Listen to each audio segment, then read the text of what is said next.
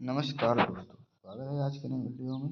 जैसा कि आज हम लोग देखेंगे सिंधु घाटी सभ्यता को। तो इसे हम पॉइंट वाइज पॉइंट देखेंगे और कुछ एमसीक्यू भी देखेंगे। तो यहाँ पर पहला पॉइंट है कि सिंधु घाटी सभ्यता। तो यहाँ पर मैंने उसमें पहला पॉइंट लिखा हुआ है कि भारत भारत की विश्व की प्राचीन सभ्यता में से एक सभ्यता थी। सिंधु घाटी सभ्यता एक प्राचीन सभ्यता में से एक प्रमुख सभ्यता थी।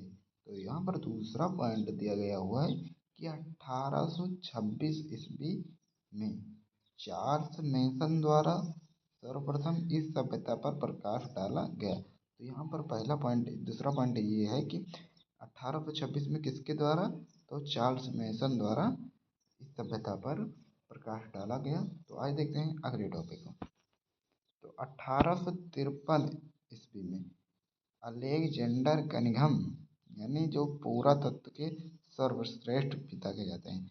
तो इसे हम डीप में समझते हैं कि क्वेश्चन कैसे पूछेगा कि 1853 ईस्वी में अलेक्जेंडर किस भारतीय पुरातत्व के पिता थे। तो ये थे भारतीय पुरातत्व के सर्वश्रेष्ठ हड़प्पा सभ्यता के सर्वे किया था, यानी कि खोज किया था। ये किस काल के थे, पुरातत्व के काल के थे। तो अगले पॉइंट को देखते हैं। सिंधु घाटी सभ्यता का नाम तो किसने दिया था, जॉर्ज मार्शन ने दिया था। तो क्वेश्चन कैसे पूछेगा, सिंधु घाटी सभ्यता का नाम किसने दिया था, तो जॉन मार्शल ने दिया था। अगले पॉइंट को देखते हैं। हड़प्पा सभ्यता की खोज किसने, हड़प्पा सभ्यता खोजा गया स्थान। तो ये इसका कौन कौन सा क्षेत्र है, पंजाब है, हरियाणा है, गुजरात है, राजस्थान का भी कुछ क्षेत्र है, पश्चिमी उत्तर प्रदेश इसका मांडा जिला है, और बलूचिस्तान और सिंधु घाटी सभ्यता के किनारे ये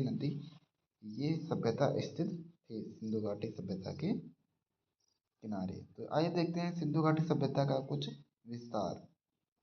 तो हम इसे पहले देख लेते हैं, फिर इसके बाद हम इसको मैप में देखेंगे। तो यहाँ पर देख सकते हैं जम्मू कश्मीर के मांडा तक इसका, चिनाब नदी के पास मांडा तक इसका विस्तार था पूर्व में।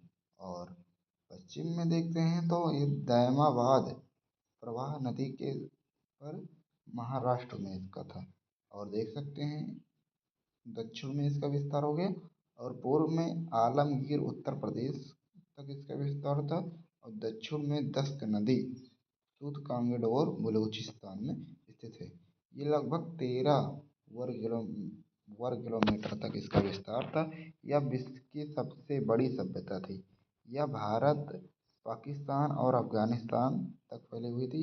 यह 3 सभ्यता तक फैली हुई थी। यह एक प्रकार की कांस्य युग की सभ्यता थी, क्योंकि हमसे पूछेगा कि सिंधु घाटी सभ्यता किस युग की सभ्यता थी, तो कांस्य युगीन सभ्यता की थी। तो आइए देखते हैं अगला टॉपिक, सिंधु घाटी सभ्यता का विस्तार। आइए इसे हम मैप में देख लेते हैं। तो यहाँ पर देख सकते हैं, यहाँ पर मैंने कुछ इमेजेस रखे हुए हैं कि सिंधु घाटी सभ्यता के 4 बिंदु हैं। तो जैसे कि मैंने पहले पॉइंट में देख सकते हैं, उत्तर में जम्मू कश्मीर में देख सकते हैं चिनाब नदी के किनारे ये इसका विस्तार था यहाँ तक। और देख सकते हैं पूर्व में कहाँ तक था, तो आलमगीर उत्तर प्रदेश तक था। यहाँ पर देख सकते हैं दक्षिण में महाराष्ट्र में देख सकते हैं दैमाबाद तक था। और यहाँ पर देख सकते हैं सूतकांगड़ और बलूचिस्तान तक इसका विस्तार था। आइए देखते हैं अगले पॉइंट को। यहाँ पर अगले पॉइंट दिया गया है सिंधु घाटी सभ्यता के प्रमुख स्थल। तो प्रमुख स्थल में से एक हड़प्पा सभ्यता था। तो इसमें 1921 ईस्वी में दयाराम साहनी द्वारा रावी नदी के किनारे ये स्थित था। पंजाब प्रांत के वर्तमान पाकिस्तान में है। अब वर्तमान में कहाँ पर है, तो पाकिस्तान में है। और इसका ये पंजाब में रावी नदी के किनारे ये स्थित था। तो यहाँ पर देख सकते हैं, यहाँ पर सबसे पहले इम्पोर्टेंट क्वेश्चन है कि पाया गया साक्ष्य। तो यहाँ पर अन्नागार की 6 पंक्ति पाई गई हुई थी। तो पहला उसमें में से था अन्नागार, दूसरा था अन्न भंडार, तीसरा था कांसे से बना खिलौना गाड़ी, और चौथा था गरुड़ चित्रित मुद्रा, और पांचवा है मछुआरे का चित्र। और 6वां है कांच दर्पण। आइए देखते हैं इसकी प्रमुख विशेषताएं। तो प्रमुख विशेषताएं में से कृषि की थी सामाजिक अंतरों का नजर रखना, पशुपालन का क्या था, शिल्प उत्पादन, और नगर का क्या था, व्यापार या वाणिज्य, और जल का क्या था, धार्मिक धार्मिक अभ्यास, और घरेलू वास्तुकला का क्या था, तो मोहर लिप और बाटाएं। देखते हैं कृषि क्षेत्र को। कृषि क्षेत्र में प्रमुख फसलें क्या थी, गेहूं थी, जौ थी, कपास थी, मसूर था, चना था, तिल्ली था, बाजरा था, चावल था। और यहाँ पर आहार आहार संबंधित प्रथाएं, जले हुए अनाज या बीजों से, और कृषि पद्धतियों से। यहाँ पर पहला पॉइंट है कि बैल मुहावरे की तो टेराकाटो और जुताई के लिए इस्तेमाल किए जाते थे। यहाँ पर बैल किसके लिए, जुताई के लिए इस्तेमाल किए जाते थे। और दूसरा पॉइंट ये है, हल का टेराकोटा मॉडल यहाँ पर चेलिस्तान और बानावली में पाया जाता था। और जूता, और यहाँ पर जूता हुआ खेत, यानी कि जो जोता हुआ क्षेत्र था वो कालीबंगा का था, गुजरात में है प्रेजेंट टाइम पर। जो सामकोड़ पर खाते खाते में सेट में अलग अलग फसलें के साथ जुताई होती थी। आइए देखते हैं अगले पॉइंट को। यहाँ पर अगला पॉइंट दिया हुआ है नहरें। तो अफगानिस्तान में टूट गई, और जलाशय में क्या था, धोला गिरी था, और तांबे के औजार कटाई के लिए। और आज देखते हैं कृषि व्यवस्था क्या थी। तो गेहूँ, जौ, मटर, सरसों आदि शस्य पाए जाते थे। दूसरा पॉइंट देख सकते हैं यहाँ पर, खेत खेत जलाने वाला कालीबंगा, जो कि गुजरात में स्थित है। ये गबरबंद नाला का प्रयोग जल चित्रित के किनारे के लिए करते थे। और देख सकते हैं चावल के साथ चलोथल गुजरात में पाया जाता है। और सिंधु घाटी सभ्यता के लोग कपास की खेती के लिए प्रथम थे, जो कि गुजरात में है, क्योंकि सबसे ज़्यादा कपास कहाँ पर होता है, गुजरात में होता है। तो यहाँ पर देख सकते हैं इनके कुछ पशुपालन थे, जैसा है कि भैंस, बकरी, सुअर, गधे साक्ष्य मिलते थे। और यहाँ पर घोड़े के साक्ष्य भी मिले हैं। तो कहाँ पर मिले हैं, सूतकांगे डोर में। कहाँ पर है ये, बलूचिस्तान में है। आइए देखते हैं कुछ नगर नियोजन। तो हड़प्पा सभ्यता की सबसे अनोखी विशेषता क्या थी, शहरी केंद्रों का विकास। तो यहाँ पर देख सकते हैं बहुत अच्छे तरीके से ये इमेज दर्शा रही है सिंधु घाटी हड़प्पा सभ्यता को। आइए देखते हैं अगले पॉइंट को, गढ़ और निचला शहर। तो यहाँ पर देख सकते हैं गढ़, ऊंचे ऊंचे चबूतरे पर बनाया गया आकार निचला शहर की अपेक्षा छोटा था। निचला शहर, यह यह शहर के निचले हिस्से में था। दूसरा पॉइंट, नगर का यह भाग गढ़ की अधिक बड़ा था और आवासीय था। और यहाँ पर देखते हैं अगला पॉइंट, चुहंदड़ों में गढ़ गढ़ नहीं पाए गए। और यहाँ पर देख सकते हैं धौलागिरी को 3 भागों में बांटा गया है, विशाल स्नानागार। तो मोहनजोदड़ो में मिला यह गढ़ स्थित होता था। निर्माण, पक्की ईंटों से किया गया, यह आयताकार से बना हुआ है। यहाँ पर देख सकते हैं 11.88 मीटर लंबा और 7 मीटर चौड़ा था। और यहाँ पर देख सकते हैं मोटर में जिप्स का उपयोग करते थे, जलरोधी। और यहाँ पर देख सकते हैं विशाल अन्नागार, ये बहुत प्रसिद्ध था, मोहनजोदड़ो में पाया गया था। यह अन्नागार कोठरी कहा जाता था। हड़प्पा सभ्यता में 12 अन्नागार थे, जो छः छः पार गए थे। 6 अन्नागार 2 पंक्तियों में थे। यहाँ पर देख सकते हैं, यहाँ पर ये अन्नागार है, बहुत विशाल चित्र के साथ देख सकते हैं आप लोग। आइए देखते हैं अगले पॉइंट का, अपवाद। पूरी बस्ती किलेबंदी थी और शहर के भीतर हिस्से की दीवारें अलग थे। लोथल के गुजरात में गढ़ की दीवार में नहीं घेरा गया था और बली से ऊंचाई पर बनाया गया था। आइए देखते हैं कुछ अलग पॉइंट। यहाँ पर देख सकते हैं जल निकास प्रणाली क्या थी, ग्रीक ग्रीक पद्धति वाली सड़कें, नालियाँ जो समकोण पर प्रतिच्छेद करती है।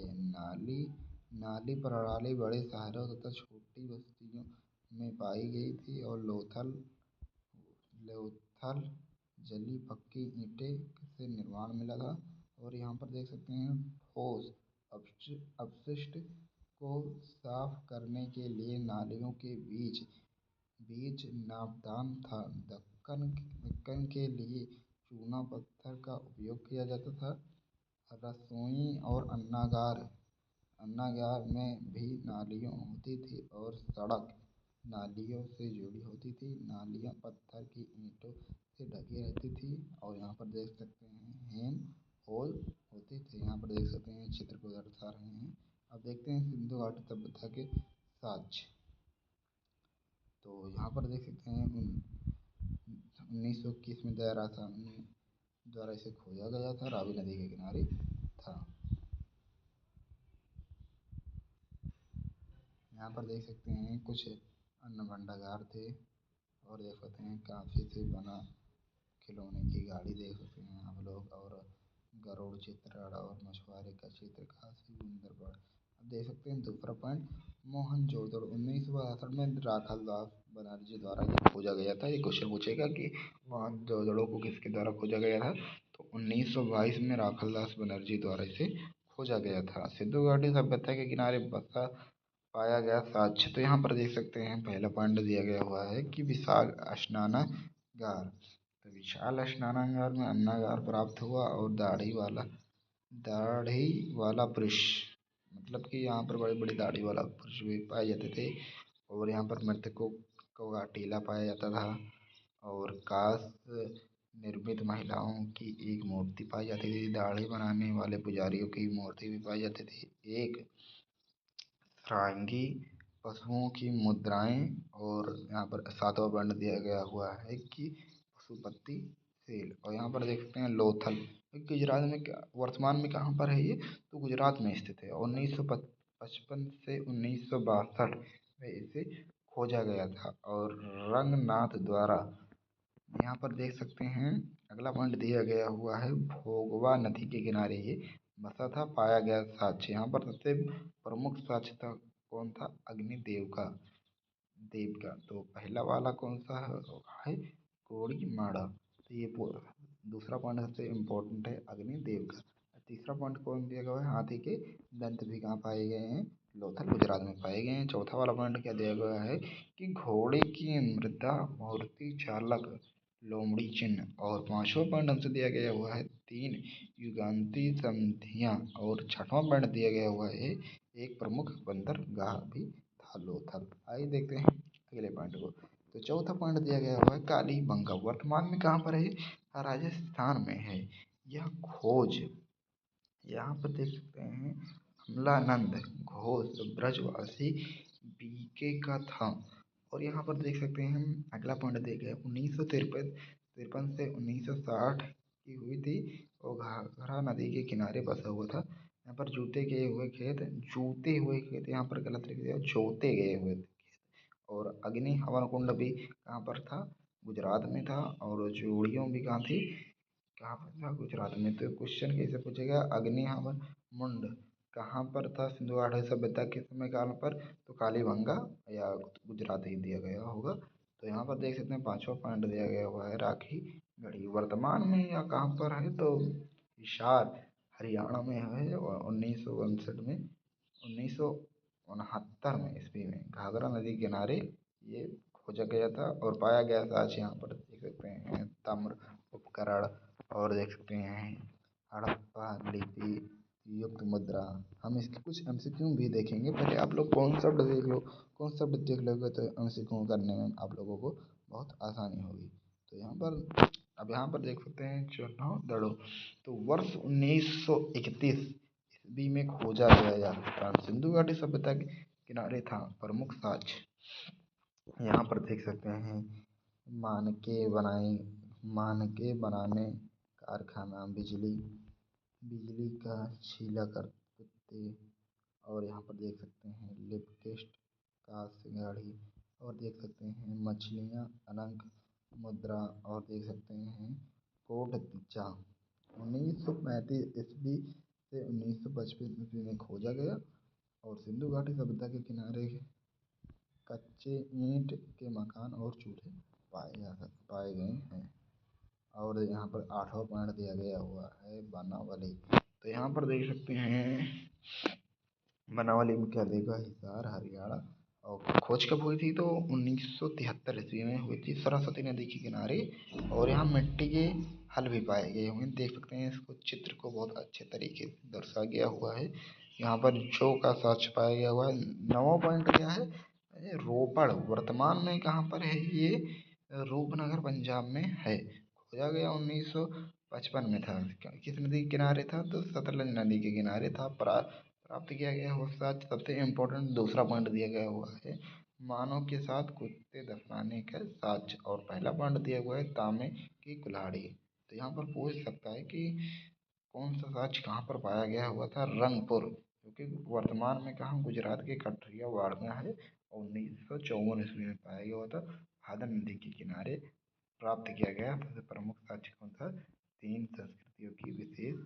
और पहला है ज्वार और तीसरा है कच्ची ईंट दुर्ग और चौथा पॉइंट क्या होता है, धान की भूसी। और अगला पॉइंट आलमगीर, ये कहाँ पर है, अपने उत्तर प्रदेश, क्योंकि मैं उत्तर प्रदेश से हूँ।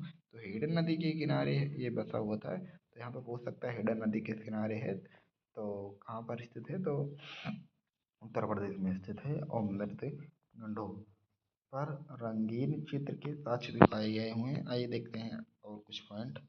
शुद्ध कंगडोर यह दक्ष नदी के किनारे था। बेबी नोल में व्यापार का साक्ष्य था। अब मांडा वर्तमान में कहाँ पर है, तो ये जम्मू कश्मीर में है। जगपति जोशी 1982 में इसकी खोज की थी। चेनाब नदी के किनारे साक्ष्य, तो पहला पॉइंट है ब्लेड और दूसरा टार्च, तीसरा मुहावरे की साझा। यहाँ पर देख सकते हैं हड़प्पा सभ्यता के पतन के कारण कौन कौन थे, ये बहुत मोस्ट इम्पोर्टेंट है, ये पूछता भी है लॉन्ग में है।